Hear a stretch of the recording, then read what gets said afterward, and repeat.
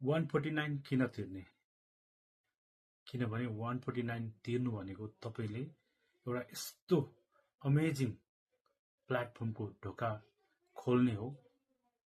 जसले गर्दा तपाईले जुन विदेशमा आएर जुन सपना देखिरहनु भएको छ नि, एउटा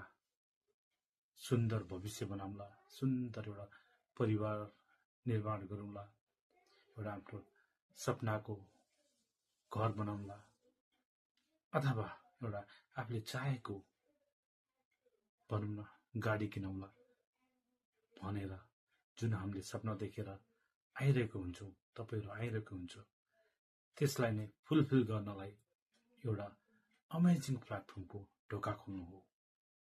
जब तपाईले यस ढोका खोल्नुहुन्छ, तपाईलाई एउटा यति राम्रो प्लेटफर्म दिनेछ जसबाट तपाईले